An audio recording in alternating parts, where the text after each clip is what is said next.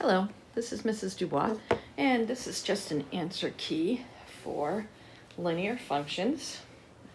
And we've been presenting them in function form as y equals, mx plus b. Oh, I'm gonna have a little trouble. Here we go.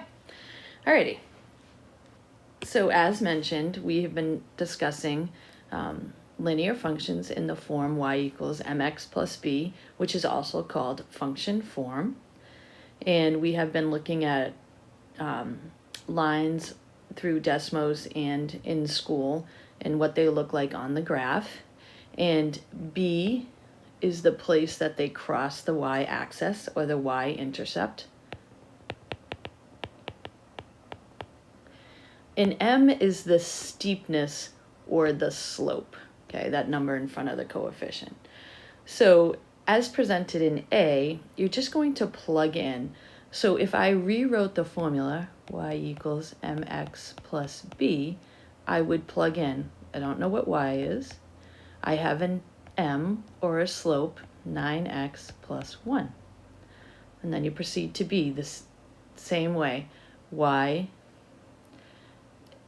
m is -6, so it's -6x, and b is 5.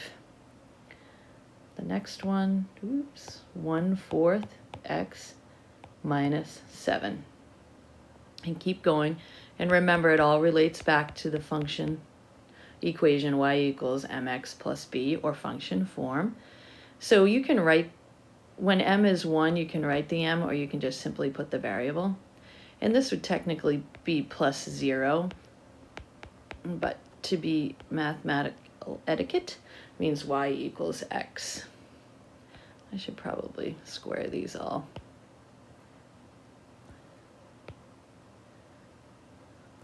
All right, and so again, even though there's negatives, positives, fractions, decimals, the formula still remains the same, y equals mx plus b. So this is y equals -3/4 x plus 1. And same thing, just because it's a decimal doesn't mean the process is any different. So it's y equals -12 x plus 10.5. All right. Now, if you can remember back from a little bit ago, we want to put this in function form. So function form is y by itself, y equals mx plus b, and I'm going to rewrite this equation that you were given in the problem, y plus 2 equals 3x. And so our objective here is to get y by itself. And so to balance the equation, I'm going to take a -2 off of that side, subtract 2 off the left side and the right side. So these will cancel, and you'll have y equals 3x minus 2. And so I'm going to put this on this line because that's my function form. And now we're going to go backwards. Now that I'm given the equation, can I find m? Well, m is the number in front of, is the coefficient in front of x, which is 3. And b is the number without a variable, which is -2. So in the table, this is my input. This is my output. So when I input a 0, again, let me change color here. Y equals 3 times 0 minus 2. And I follow the orders of operations. I'm going to get a -2. Then y equals 3 times 1 minus 2. 3 minus 2 is 1.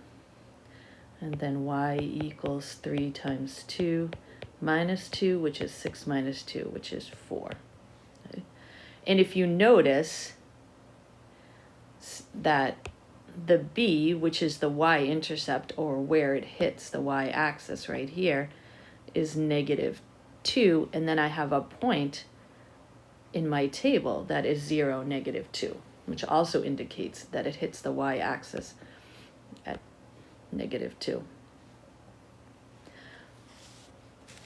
And the last is a review on plugging in for function form. So if I have f of 2 equals negative, and I'm going to plug in, input my 2, squared plus 2. Now remember, according to the orders of operations, that negative is not inside the parentheses, so it's a negative 1 times 4 plus 2,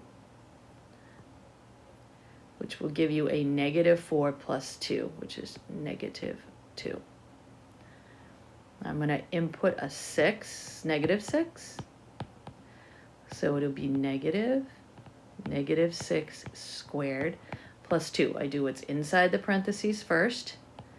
So that is 36 plus 2. So I'll have a negative 36 plus 2, which is a negative 34. Last one, my input is h, so f of h equals negative h squared plus 2. So you have negative h squared plus 2. Ta-da! Thank you.